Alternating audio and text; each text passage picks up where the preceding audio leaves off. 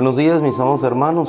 Como todas las mañanas, fortalecidos y levantados por la gracia de Dios, vamos a la palabra, aquella palabra fiel, aquella palabra prometida desde tiempos antiguos que se sigue cumpliendo y haciendo una realidad en nuestra vida. Jesucristo es el mismo ayer, hoy y por todos los siglos. Su palabra permanece para siempre. Cielos, tierra pasarán, mas mi palabra no pasará. Y cuando esa palabra no solamente es una palabra, sino que esa palabra se convierte en una promesa, es decir, en una declaración que llevada a un corazón es creída, es atesorada, es llevada como no solamente una palabra, sino como el cumplimiento de una realidad que habrá de verse en el futuro, eso se convierte en una promesa. Y eso da fuerza, eso da esperanza, eso da alivio, eso da consuelo a cada uno de nuestros corazones.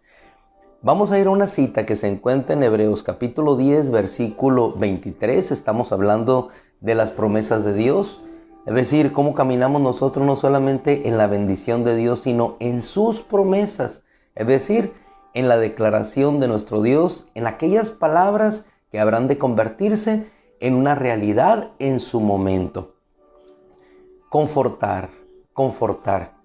Nuestro hermano Pablo en la prisión, prisionero de Cristo Jesús, habla a Filemón, epístola que ayer concluimos, y le dice de la siguiente manera. Yo sé que nosotros estamos en Hebreos capítulo 10, verso 23, pero sirva esto de introducción para saber lo que causa o lo que evoca en nuestro corazón las promesas y las palabras de nuestro Dios. Dice el hermano Pablo a Filemón: pues he llegado a tener mucho gozo y consuelo en tu amor. Le expresa a Filemón: mucho gozo y consuelo en tu amor, porque los corazones de los santos han sido confortados por ti, hermano.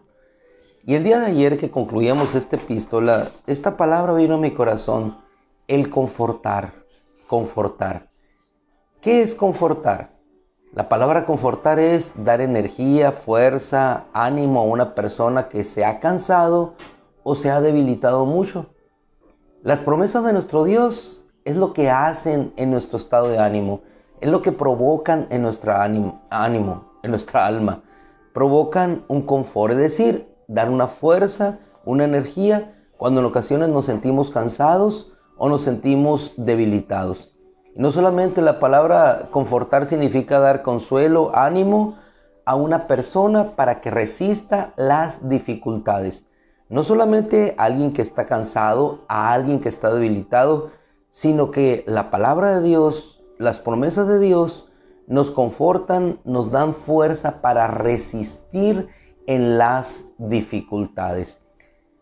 Nuestro hermano Josué, en el tiempo que a él le tocó transitar por aquella tierra de dificultades, tierra de enfrentar enemigos, él expresó a su pueblo y les dijo de la siguiente manera: he aquí, yo voy por el camino de toda la tierra.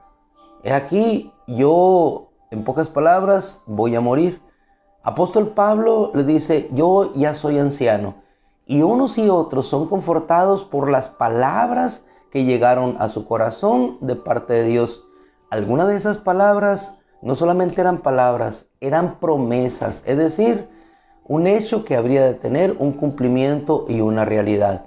Y si tomamos a uno y a otro, es decir, a nuestro hermano Pablo en la prisión, prisionero por causa de Jesucristo, confortado los corazones de los hermanos por las acciones de Filemón, e igualmente Josué al final de su ministerio, confortado diciendo: ustedes saben que no ha fallado ninguna de las cosas buenas o de las buenas palabras que Dios habló con respecto a ustedes, sino que ninguna de ellas ha fallado. Si nosotros tomamos esta declaración y la dirigimos hacia las palabras de nuestro Dios, hacia las promesas de nuestro Dios, así como las palabras de nuestro Dios nunca fallan ni nunca caen a tierra, es decir, siempre se mantienen en su cumplimiento, igualmente las promesas de nuestro Dios. Y vamos a un ejemplo concreto. Cuando el pueblo de Israel esperaba a su libertador, ellos pensaban que después de 400 años Dios les había olvidado. Igual que el pueblo de Israel pensaba que después de 430 años ellos habían sido olvidados en aquella tierra de esclavitud. Desde el último profeta hasta la venida del Mesías, exactamente más o menos lo mismo, 400 años. Pensaban, y es curioso los números, pensaban que Dios les había olvidado. Y así como sucedió en el pueblo de Israel, 430 años, algunas variantes allí en cuanto a los tiempos, pero en sí 430 años esclavizados en Egipto, y luego vino el libertador. La promesa se cumplió. Dios envió a Moisés. Pero después del último profeta, hasta la venida del Mesías, esa luz que resplandeció, más o menos unos 400 años, y vino el Mesías. La promesa se cumplió. Entonces vieron que la luz que había estado solamente en el seno del Padre, vino y se manifestó a los hombres.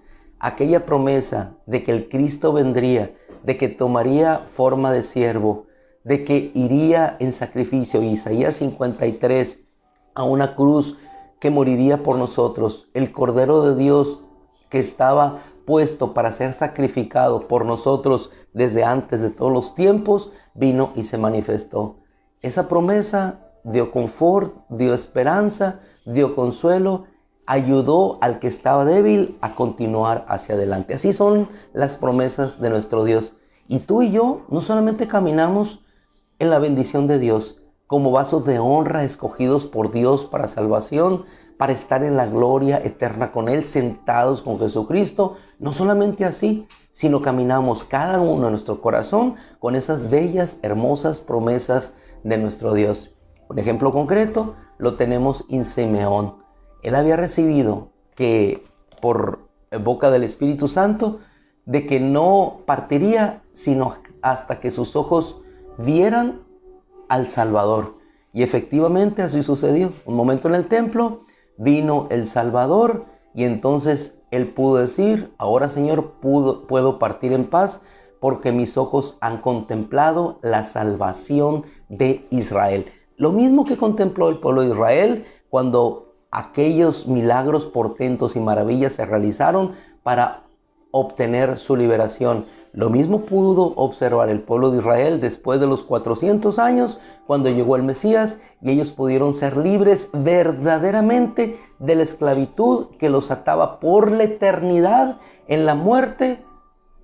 Ver el Mesías sufriente, resucitado, que habría de darles vida eterna. Unos y otros, unidos en ese mismo pueblo, judíos y gentiles, podemos disfrutar hoy la bendición de la promesa dada por Dios el Padre, de que su Hijo, en sacrificio, en propiciación por nuestros pecados, nos daría vida eterna. Y la garantía en Cristo de que el Espíritu Santo vendría, promesa del Padre cumplida en cada uno de nosotros como garantía de la herencia eterna. Hebreos 10:23, la palabra que nos habremos de llevar en este día, dice el escritor de Hebreos, ya sea Pablo, ya sea Apolos, de la siguiente manera.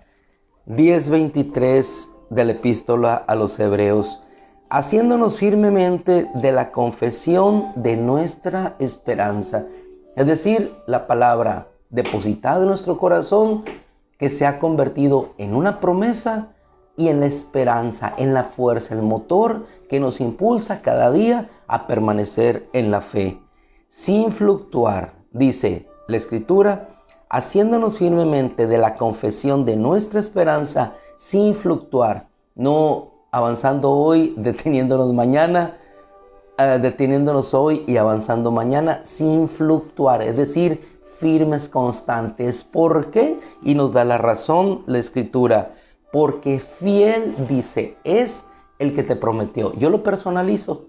Porque fiel es el que te prometió. sus fieles. Promesas son siempre en Dios, dice nuestro hermano Pablo. Sí, ninguna promesa en Dios es no, es una promesa.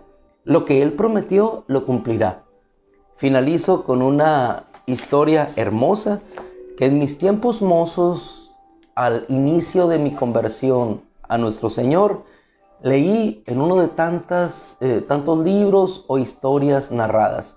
Coliseo Romano, primer siglo de nuestra era, un anfiteatro construido para espectáculo público que se convirtió en lugar o escenario de sacrificio, muerte de nuestros primeros hermanos.